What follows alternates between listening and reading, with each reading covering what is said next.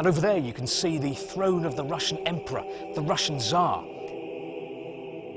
That word, Tsar, comes from Caesar, the Roman Empire. And till this day, there are Russians who will tell you that the natural successor to the great empires of Rome and Constantinople is Moscow. Russia never was a normal country. Russians do not know how to live in a normal country. Russia was built as an empire. Russia has existed as an empire because the essence is we are great, we have to have areas of influence, and we have to have buffer states between ourselves and the outside world. So this is an empire. It was communist Russia that would acquire the mother of all buffer zones. In World War II, as the Red Army pushed Hitler's troops back, Central and Eastern Europe fell under Moscow's control. On paper, most of these countries were independent. In reality, the Kremlin called the shots in what was now the Soviet Empire. As Cold War set in, this buffer zone not only gave Moscow a sense of security, it made it a superpower. Until 1989. This was the year people power brought down the Iron Curtain. Across Europe, communist regimes fell like dominoes. Even parts of the Soviet Union itself were now openly defying the Kremlin. События за неделю. Факты, комментарии, телемосты, информация. Viewed from Moscow, these events were earth-shattering. You could feel a giant empire tearing at the seams. In 1989, I was a student in Moscow. I was studying Russian here. And I can remember that every night I'd sit down to watch the television news. What I saw, what millions of viewers here saw, was truly remarkable. The Soviet Empire falling apart, piece by piece.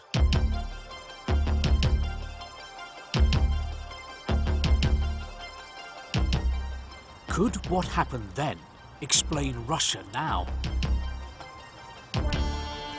I've spent nearly 30 years living and working in Moscow. And what I see is a country that's still struggling to come to terms with the loss of its empire. People often ask me, why does modern Russia do what it does? Why does it meddle in other countries' elections and launch cyber attacks against the West? Why does Moscow seem so keen to play the role of geopolitical spoiler? I think that the key to deciphering Vladimir Putin's Russia lies in 1989. To understand today's Russia, first, you need to understand what Moscow lost 30 years ago, what it lost in terms of power and prestige, in terms of empire. There was one place in Europe where Moscow found its loss of empire especially painful.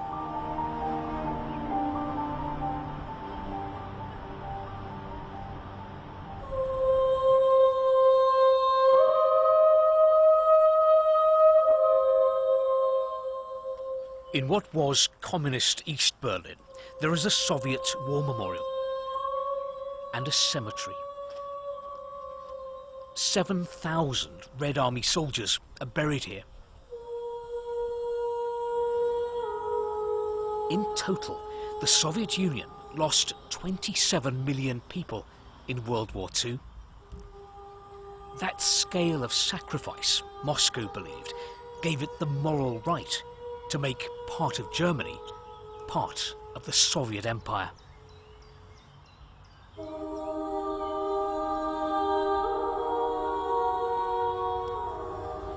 So what it says here is eternal glory to the soldiers of the Soviet Army who gave their lives in the battle to liberate humanity from the slavery of fascism.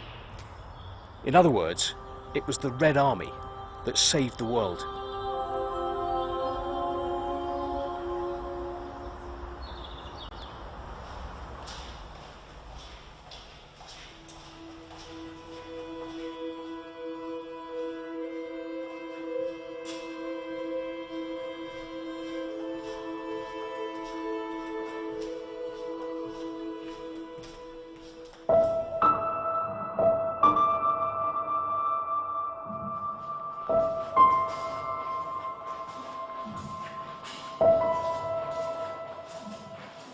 Moscow turned East Germany into a fortress. Today, there is something ghostly about the Soviet legacy.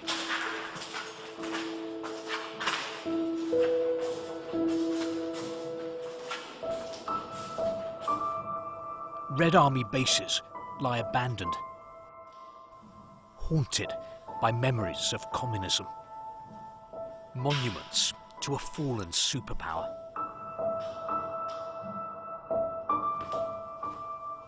This is Wunsdorf, near Berlin. It was used by the Nazis and then seized by the Soviets. It was the Red Army's largest base outside the USSR.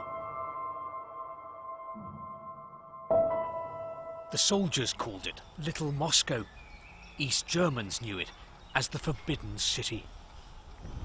The scale of the Soviet military presence in East Germany was staggering. There were 800 garrisons here and 500,000 Soviet troops. But then again, for Moscow, this was its key outpost in Europe.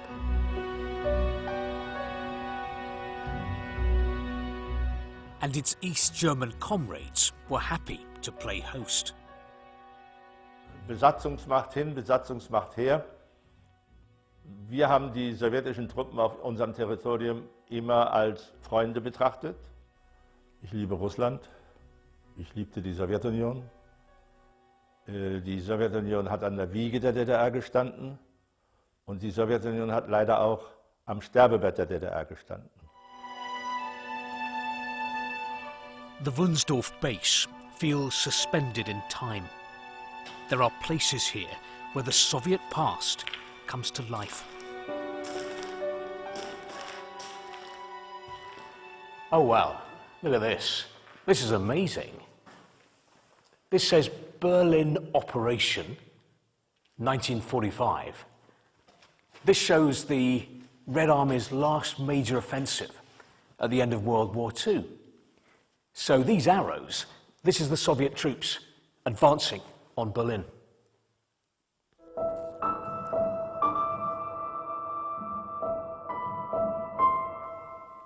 Communist Russia thought its ideas, its ideology would bind East Germany to Moscow forever.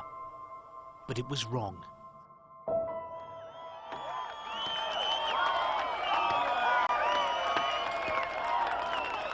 When the Berlin Wall fell, everything changed. Within a year, East and West Germany had reunited. Moscow agreed to withdraw its troops. С чувством большой исторической несправедливости, что пришли вместе, а уходим одни. Страна, которая внесла основной вклад в разгром фашизма, ушла, а те остались. Вопрос? Anton Terentyev was the commander at Wunsdorf. Now he's back from Moscow for an official event commemorating Russia's withdrawal. The general tells me he was the last Russian soldier to leave Germany. Когда мы уходили отсюда, нам во все уши пели западные политики, что НАТО не подвинется на восток ни на один шаг, что будет мир и спокойствие. А подошли не только к границам, подошли к забору, мало того, к воротам, и еще возмущаются, что мы их не открываем.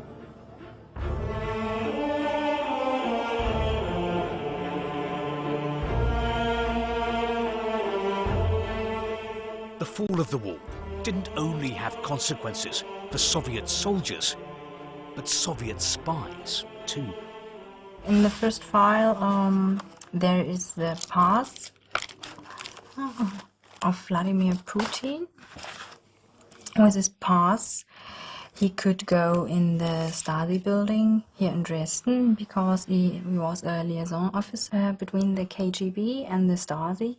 In Dresden, this archive keeps the records of East Germany's secret police, the Stasi, and the documents of KGB officers who operated here, like Vladimir Putin.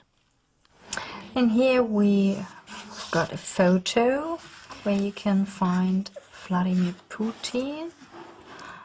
Where is he? Maybe Oh, you on found the him. end. Yes. Wow, it's amazing to think that this grey figure at the end went on to become president of Russia. Astonishing.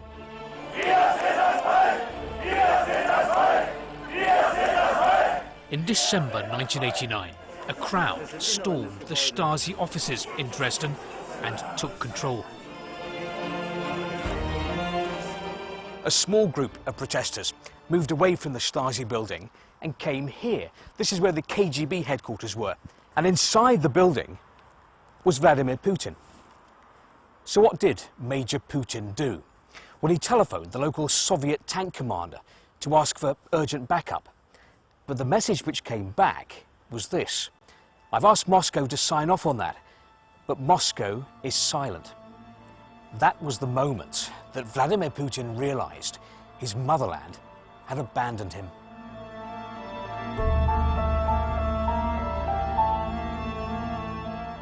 Это было раньше Сталин-аллея. Это Stalin-аллея было? Да, Сталин-аллея. А потом... Egon Krenz says that Moscow abandoned him too. He claims that at this meeting, Soviet leader Mikhail Gorbachev assured him German reunification wouldn't happen. He accuses Gorbachev of surrendering to America. Und hatte mir vorher am 24.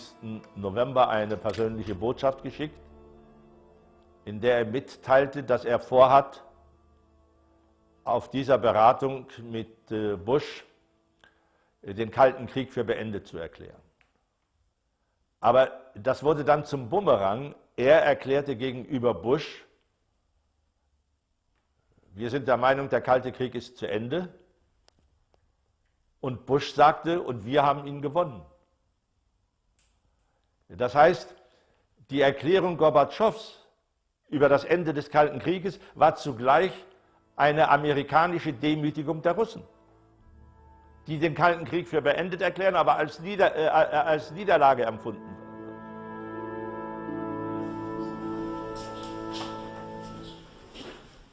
Я буду все...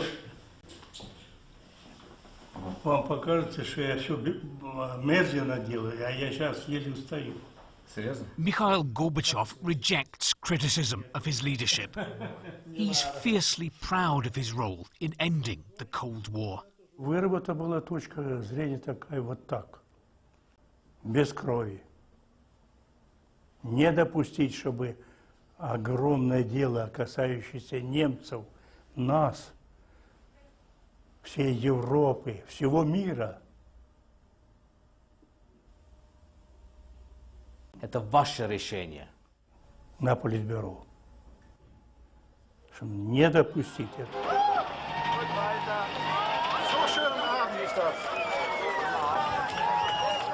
Я должен сказать, были обращения. Не очень хотели объединения. Да даже Маргарет Тэтчер. Да. И, конечно, и французы не хотели. Мы заявили, что мы не будем вмешиваться. Это дело немцев. Пусть они решат.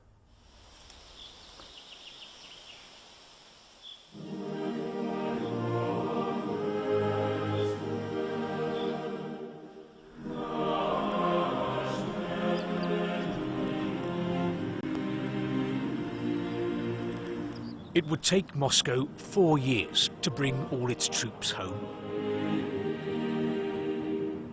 But to what kind of a country were they coming back?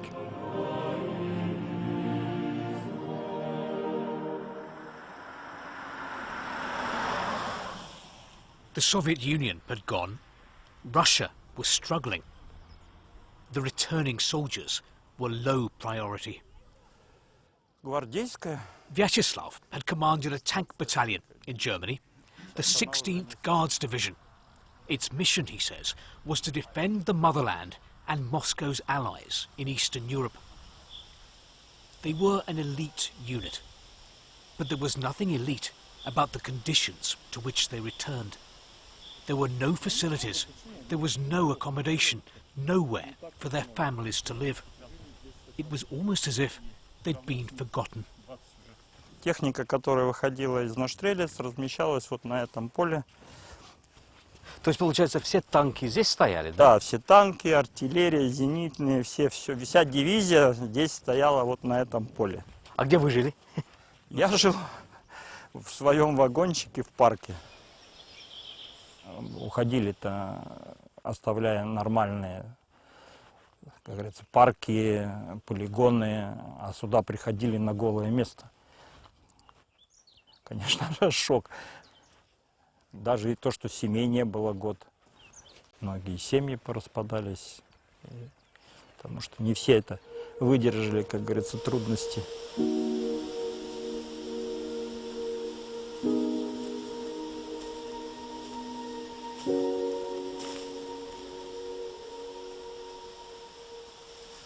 You know, I think that in many ways, Vyacheslav's story encapsulates what happened to his country after 1989. The Soviet Union, this giant superpower, suddenly found itself dumped on the sidelines of history. And as a result, Russia felt abandoned, it felt lost, and it felt humiliated.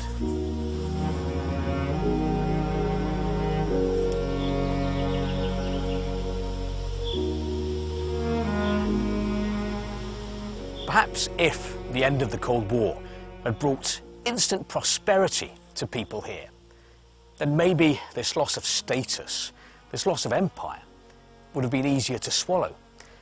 But it didn't. The 1990s brought economic chaos and widespread poverty. So what you had here, in effect, was a fertile soil for any strongman promising to make Russia great again.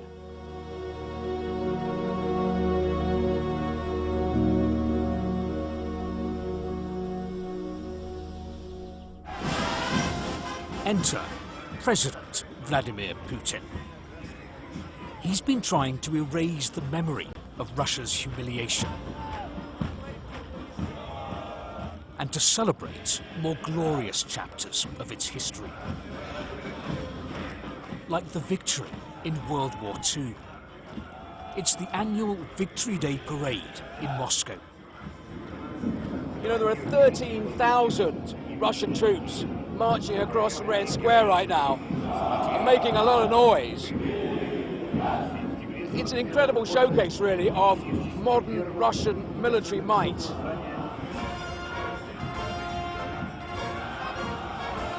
This isn't just about celebrating a victory in the past. It's very much about the present. It's about Vladimir Putin showing his people and the world that Russia has bounced back. That it's a country that wants to be respected, to be feared, and to be counted. In Vladimir Putin's Russia, 1945 is at the heart of the national idea. Sometimes these symbols of the past make it feel as if the Kremlin dreams of bringing the Soviet Union back to life. But modern Russia isn't simply reinventing the USSR. Its methods are different. These people in the Kremlin do understand that idea of restoration of the former superpower is impossible. But they have other idea, and the idea is to be a blackmailer, to be producer of mischief, to be the grand spoiler in the world, to be the nightmare for the neighbors and for the outside countries. So this is the new idea of superpower and empire. In the next episode, the mischief begins. How Russia's been flexing its military muscle. The main problem of Russia is that they still believe in the idea of spheres of influence. and spreading disinformation. Adolf Hitler is more popular than Harry Potter. It's absolute fake. You're pushing the Kremlin's narrative. Beyond the smiles, a new standoff with the West. Это колоссальная опасность. Поэтому нельзя допустить этого. Power games in a pandemic. Russia playing geopolitics. But now, problems at home. He's frozen. He's stalled. He cannot react. He cannot say anything. As COVID-19 hits, will a virus rob President Putin of his ambition to restore Russia's greatness? Throughout its history, Russia has swung between wanting to be part of Europe and competing with the West. Right now, it's set on rivalry. And that risks confrontation, especially with the kind of methods Moscow's been employing close to home.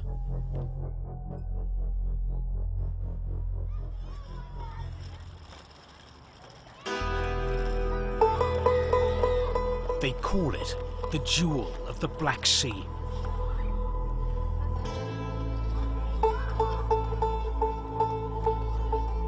Crimea. Once part of the Roman Empire, it fell to the Ottomans, then to the Tsars and the Soviets.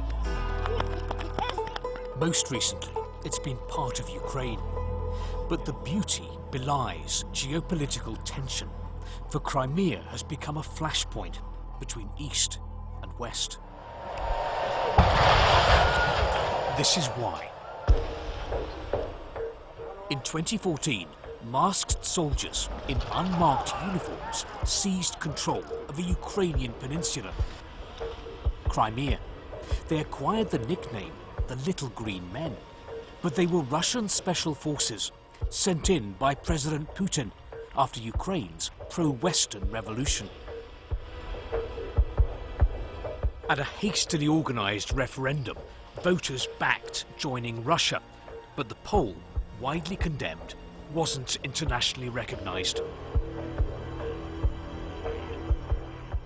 It had taken Moscow less than a month to occupy and annex a piece of its neighbour. For many Russians, this was cause for celebration. I first met Ira in Moscow back in the early 1990s. She has a second home now in Crimea. Emotionally, it means very much, because just if we look back into the history, I mean 2 or 3 centuries back, since that times, the Crimean history has always been connected with Russia. In the West, as you know, there's a lot of criticism of Vladimir Putin for what happened here, for Russia taking Crimea. I'm very grateful to Mr. Putin, and I take my hat off and bow my head to Mr. Putin, because he saved the generations of the Crimean people from rivers of blood here. There would be a war because of those extremists who might have come from the Ukraine to settle their own rules here. That's what I think.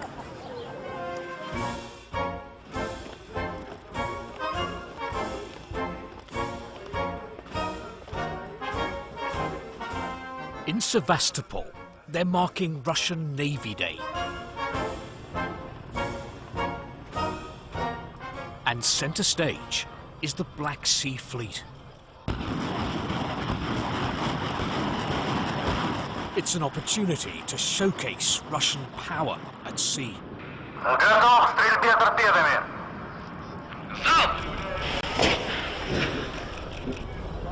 Торпеды поразили цель. Since it annexed Crimea, Russia has become the dominant force in the Black Sea. It's upgraded its fleet. More ships,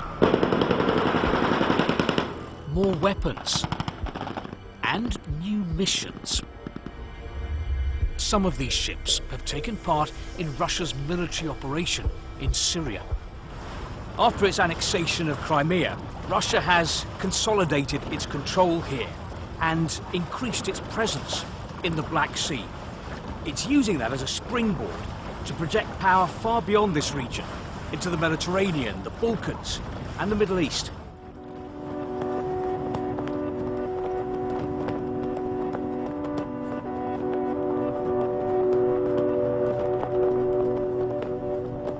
At NATO headquarters, Russia's actions are causing alarm and disappointment. At the end of the Cold War, a partnership with the Kremlin seemed achievable. There was even talk that Russia might, one day, join NATO. That idea seems pie in the sky now. What we see is a pattern of behavior where Russia is responsible for aggressive actions against neighbors. That reflects that the main problem of Russia is that they still believe in the idea of spheres of influence. Of the 30 NATO countries, 9 of them used to be in Moscow's zone of influence. It's a change in the balance of power that unnerves Russia. One complaint I often hear from Russian officials is that 30 years ago, a promise was made by the West to Moscow that NATO would not enlarge and move closer to Russia's borders. And Russia says the West deceived Moscow. So first of all, no such promise was made. But second, just the idea that Washington or a big Western ally should promise that to Moscow is an idea based on a totally wrong assumption that big countries can promise something on behalf of small countries.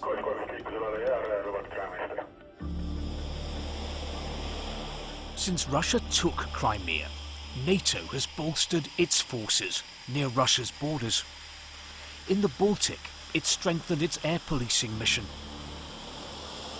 From Estonia's Amari airbase, NATO jets are regularly scrambled.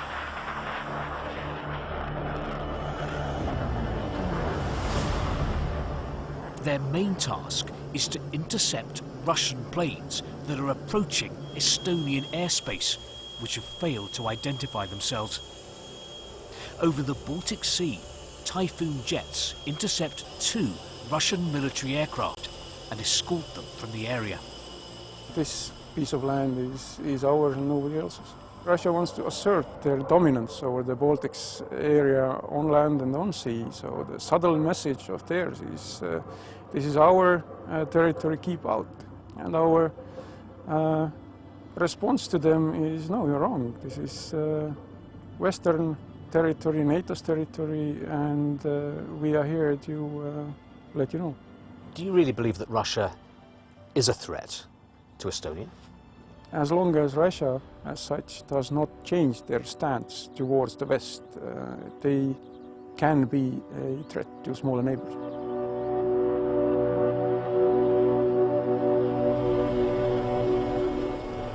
Moscow dismisses the idea that it's a threat to the Baltic. But NATO is taking no chances.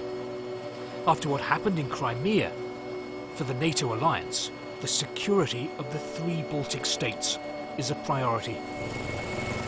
The Baltic has become one of the front lines of what feels like a new Cold War between Russia and the West. To Moscow, the presence of NATO troops near its border is a direct threat to Russia's national security. But NATO insists that all of this is purely defensive and a reaction to an increasingly assertive and aggressive Russia. Насколько опасно, по вашему мнению, нынешнее противостояние Россия-Запад? Пока есть особенно оружие и массовое уничтожение, и ядерное в первую очередь, это колоссальная опасность. Причем может это произойти независимо от политических решений. Поэтому нельзя допустить этого. Вот все народы должны заявить, все народы, что ядерное оружие должно быть уничтожено. Как бы вы сегодня назвали противостояние Россия-Запад? Это холодная война, это что-то другое? Охлажденная война.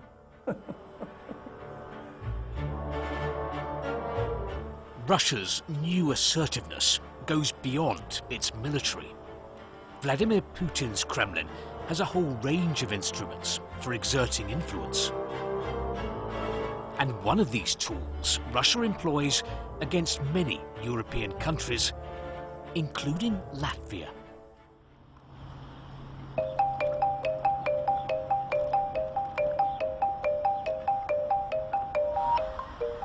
In 1989, Latvia was part of the Soviet Union. It's in the EU now, and in NATO. But Moscow still casts a shadow. Today, Latvia is a target of Russian disinformation. There is an attempt to distort reality here by spreading fake news, to sow doubt, confusion. Russia's objective: to discredit a European democracy on its border. And here's one example of what appears to be Russian disinformation. This website is called Balt News. It's in Russian. It's aimed at ethnic Russians across the Baltic, but it's part of a news organisation which is bankrolled by the Kremlin. Now, what kind of stories does it put out? Well, here's one. Listen to this. Among Latvians, it says, Adolf Hitler is more popular than Harry Potter. Hitler's Mein Kampf tops the reader's book choice in Latvia. Astonishing. So the impression you get when you read this is that in Latvia, in an EU country, Nazi ideology is thriving. And this story was picked up and republished by a whole string of other news sites. But is it really true? I'm off to investigate. My first stop is Latvia's largest bookseller.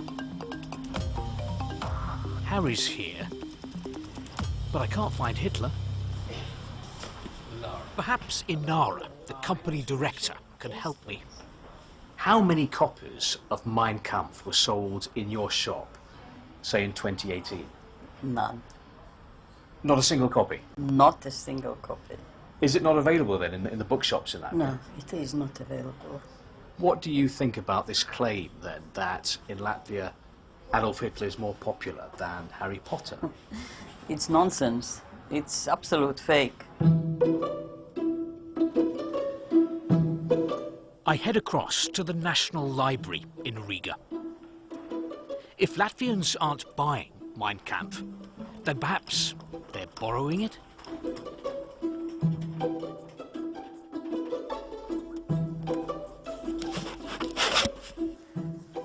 Now, the National Library tells me that in the last 3 years, they've only received 39 requests for Mein Kampf.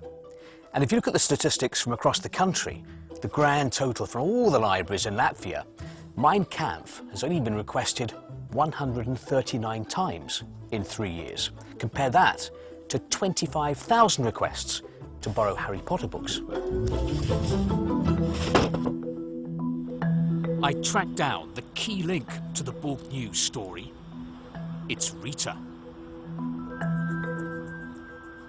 She runs a second-hand book website in Latvia. Balt News had based its report on data from her site. Now, in its article, Balt News claims that on your site, Mein Kampf has been one of the most clicked-on titles. In fact, there's a section on your site which shows the books which are gaining the most interest from users, and until recently, Mein Kampf was right up there near the top. How do you explain that? They are page views, they are not the real deals. So it's interesting that for this Mein Kampf, about 70% of all the clicks are anonymous clicks. And if we compare with other most popular books like Harry Potter, 70% are registered users. So if most of the clicks for Mein Kampf are anonymous, unregistered users, what does that mean? They can be fake users or internet trolls or whatever, how we call them. Fake views to make fake news? Yeah, definitely. The fundamental aim of the Russian operation is undermine the other countries. Russia cannot tolerate the success of the Baltics that have embraced freedoms and values of the West and can be successful. A good example is very dangerous, so you should taint it. Everything I've been told here proves, I think, that this Hitler story is 100% fake news. There's just one more conversation I'd like to have, though, and that's with the people who published the story, Balt News. But the thing is, Balt News doesn't have an office here in Latvia, so to speak to them, I'm going to have to go back to Moscow.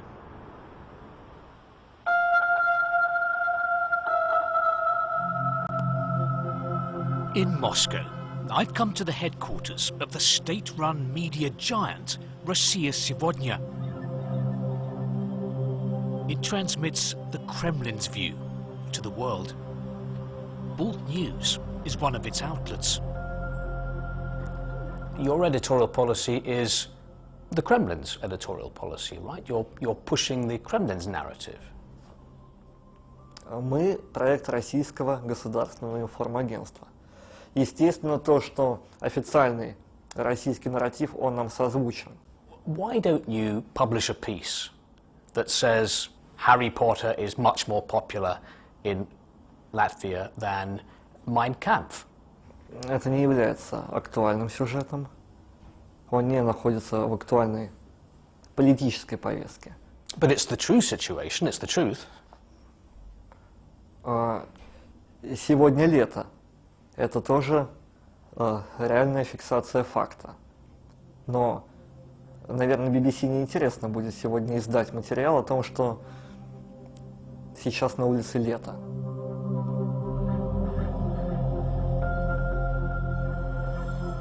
Can a country be simultaneously the grand spoiler and a great power?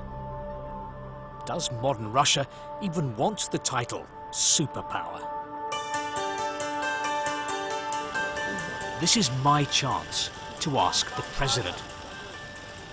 Vladimir Putin has just finished an event near the Kremlin. It's a rare opportunity to get up close to the Kremlin leader. Можно вопрос, Владимир Владимирович? Спасибо большое. BBC News. Еще, господин президент, как вы думаете, Россия вновь сверхдержава? Мы не стремимся к этому статусу. Мы не хотим вернуться к тому состоянию, в котором находился Советский Союз, когда он навязывал своим соседям, в том числе странам Восточной Европы, образ жизни, политическую систему и так далее. Этот печальный опыт Советского Союза не учитывается некоторыми нашими партнерами на Западе. Они повторяют те же самые ошибки, исходя из того, что они сами являются империями и строят свою политику именно в имперском ключе. Vladimir Putin set out to restore Russia's status as a global player, and everything seems to have been going according to plan. Until now.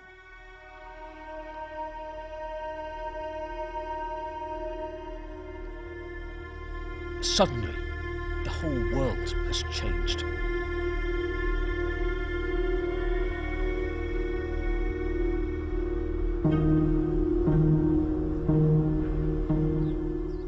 COVID-19 has put Russia and most of the planet into lockdown. For now, Cold War has been superseded by a battle with a virus. For Russians, the priority isn't being a superpower, it's survival. This is eerie. It feels as if someone has pressed a giant pause button and the world's largest country has come to a standstill.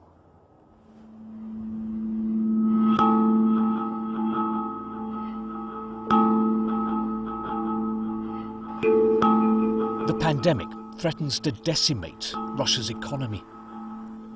A crash in global oil prices is making things even worse.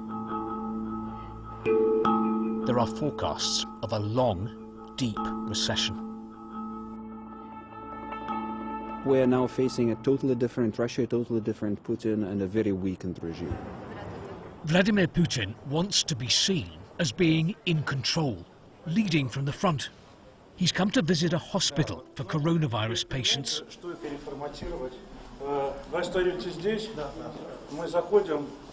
But this is not the kind of battle the Kremlin is used to. For years, it's been telling Russians that the threat to their security comes from NATO, from America, the West. It turns out that Russia has more to fear from an invisible enemy.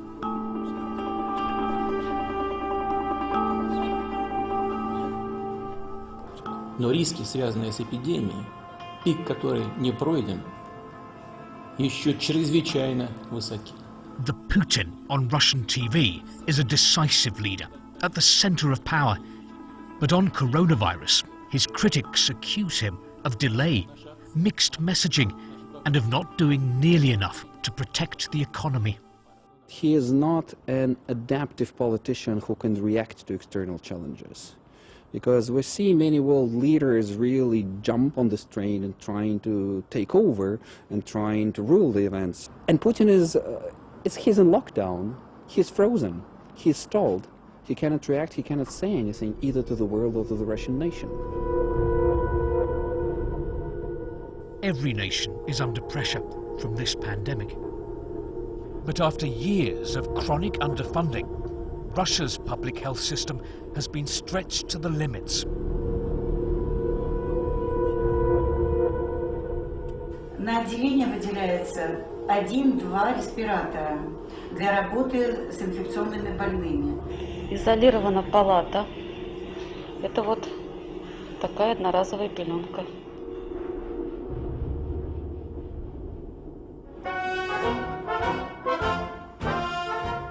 But amid the crisis at home, Moscow is sending aid abroad. The Russian army has been in Italy to help tackle the epidemic there.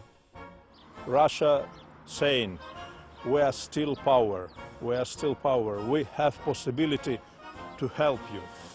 No little green men. This time it was the boys in blue.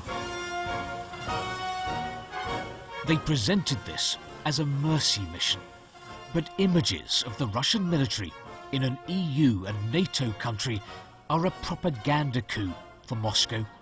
It's good for geopolitics, it's good for another country, but I think it's not rather good for us, because the priority is own country, not another.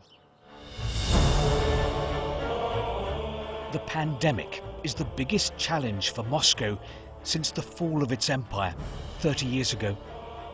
But it hasn't extinguished its determination to regain influence and to be seen as strong. For Russia, the real lesson of 1989, when the Iron Curtain lifted, is that weakness costs power. The paradox is that today's Russia wants to forget about 1989. It was, yes, an amazing period, but it was the period of backtracking, surrender, defeat. So the Kremlin wants victory, wants omnipotence, wants domination, and tries to forget about this kind of nightmare.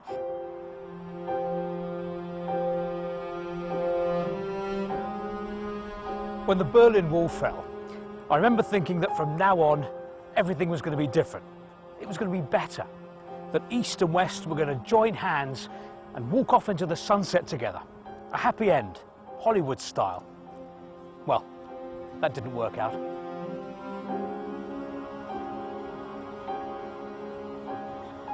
I wonder what will happen now. What kind of a world will the pandemic leave behind? Will this global crisis finally convince East and West and North and South to set aside their differences and work together? Or will the fallout from the virus be so immense that it will increase geopolitical tension and the search for scapegoats and end up building new barriers, new walls? Thank you.